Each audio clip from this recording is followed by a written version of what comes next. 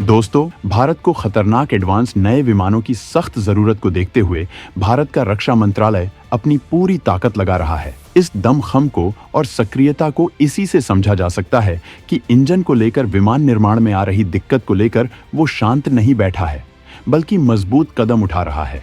और अब आखिरकार उसने इतना बवाल फैसला ले लिया है कि भारत दुनिया का सबसे ताकतवर स्वदेशी लड़ाकू विमानों का इंजन बनाने जा रहा है, जो न केवल एमका के लिए होगा, बल्कि वो इसके बाद आने वाले इससे भी घातक छठी पीढ़ी और इससे भी एडवांस विमानों में इस्तेमाल किया जाएगा। ये फैसला क्या है और इस नए बनने वाले इंजन की किस ताकत को बवंडर बनाया जाएगा, इस बारे में धमाकेदार अपडेट को जानने के लिए वीडियो को आखिरी तक देखिए।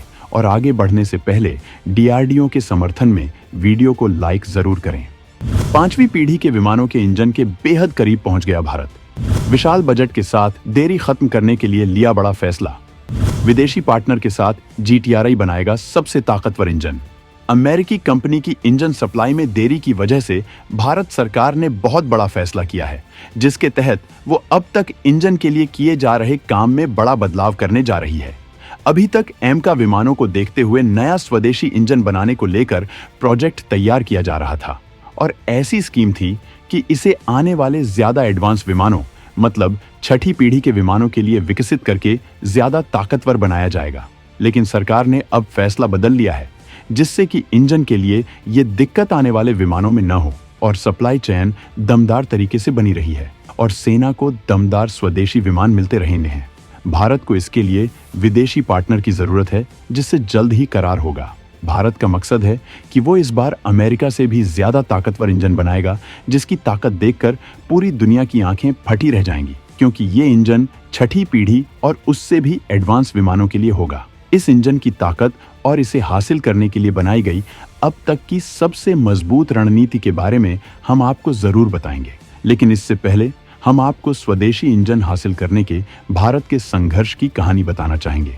तो दोस्तों, भारत सरकार अपने 5वीं पीढ़ी के विमान को लेकर बेहद तेजी से काम कर रही है। जंग में जिस तरह से हवाई ताकत की जरूरतें बढ़ती जा रही हैं, उसे देखते हुए भारत ने बहुत पहले ही 5वीं पीढ़ी से विमान बनाने का फैसला ले लिया था, लेकिन बीच में तमाम वजहों से देरी होती गई।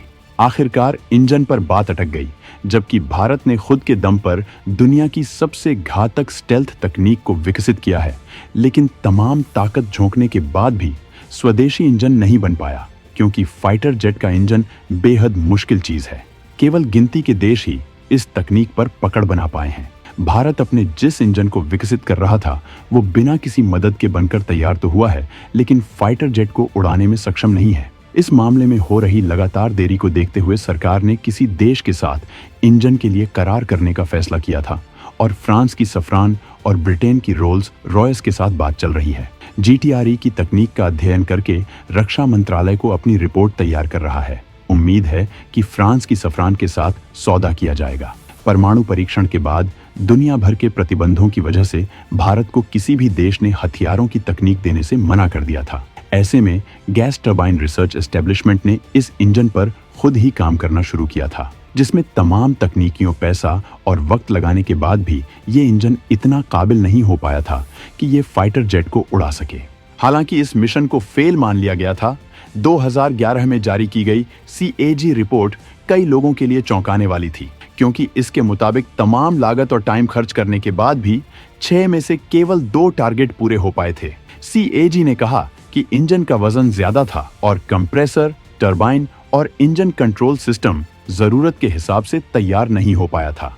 इसी वजह से कावेरी प्रोजेक्ट बंद होने के कगार पर था। लेकिन फ्रांस के सफ्रान एयरक्राफ्ट इंजन की पेशकश ने अचानक फिर से उम्मीद जगा दी थी। फ्रांस ने डसोल्ट राफेल के ऑफसेट सौदे के एक हिस्से के रूप में 1 बिलियन यूरो खर्च करने की पेशकश की और कावेरी इंजन प्रोजेक्ट को उड़ान भरने योग्य बनाने का वादा किया।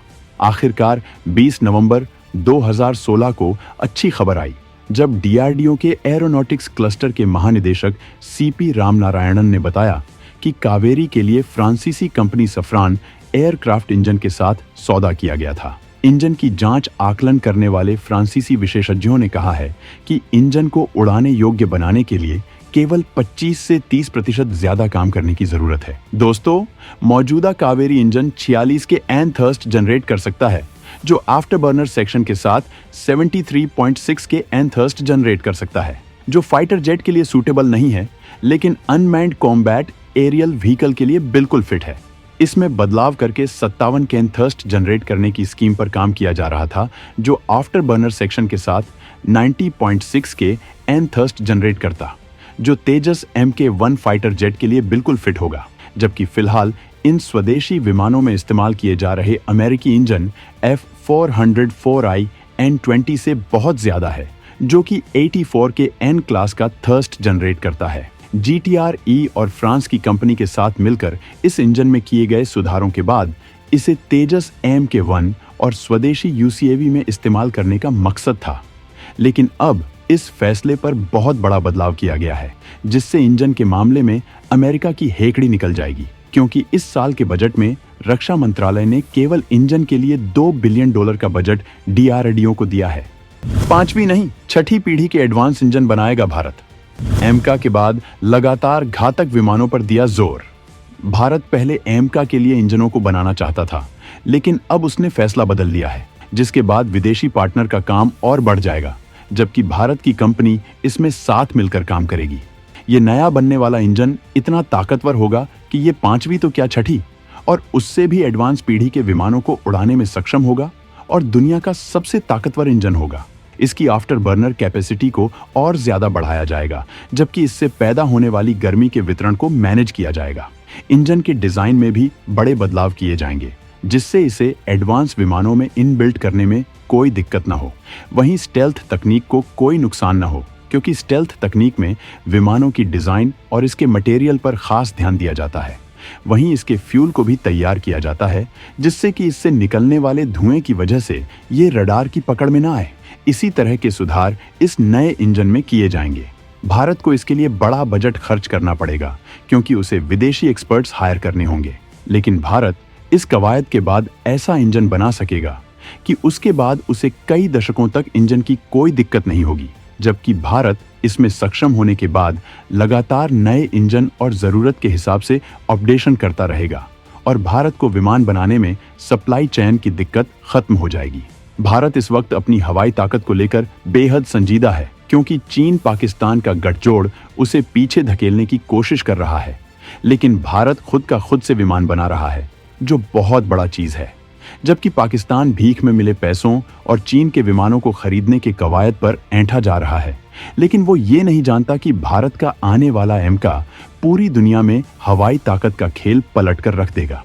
भारत के पास राफेल और सुखोई 30 जैसे ताकतवर विमान हैं, लेकिन 5वीं पीढ़ी के विमान तमाम तकनीकियों से लैस होते हैं, जो किसी भी जंग का गेम पलट सकते हैं। इसी वजह से भारत ने बहुत पहले ही 5वीं पीढ़ी के विमानों के लिए प्रोजेक्ट शुरू किया था, लेकिन इसी बीच रूस के साथ मिलकर ब्रह्मोस के निर्माण में लग गया, जिसमें भारत ने दमदार सफलता हासिल की और आज भारत के पास दुनिया की सबसे ताकतवर सुपरसोनिक क्रूज मिसाइल है। लेकिन 5वीं पीढ़ी का विमान बेहद जरूरी है। इसके लिए भारत काम कर ही रहा था कि रूस ने अपने सुखोई 57 में मिलकर काम करने के लिए ऑफर दिया। भारत ने काम शुरू कर दिया था, लेकिन रूस कई तकनीकियों को साझा करने को तैयार नहीं था और पीएम मोदी लगातार मेक इन इंडिया और तकनीक ट्रांसफर पर जोर दे रहे हैं। इस वजह से 2018 में भारत इस प्रोजेक्ट से बाहर हो गया और खुद का विमान बनाना शुरू किया, जिसकी तमाम तकनीकियों पर काम किया जा रहा है। और 5वीं पीढ़ी के विमानों की सबसे मजबूत तकनीक स्टेल्थ तकनीक को भारत ने तैयार कर लिया है, जो दुनिया की तकनीक से बहुत ज्यादा ताकतवर है। वहीं स्वदेशी विमानों के बड़े ऑर्डर HAL को दिए जा चुके हैं, जिसमें तेजस MK1 अल्फा के लिए ऑर्डर दिया जा चुका है, जबकि तेजस MK2 का ऑर्डर भी लगा हुआ है। वहीं एमका के भी कई स्क्वाड्रन तैयार करने की तैयारी है, जिसके लिए इंजन पर जोर दिया जा रहा है। तो दोस्तों, इंजन पर आए इस अपडेट को लेकर आप क्या कहना चाहेंगे? अपने सुझाव कमेंट बॉक्स में जरूर रखें।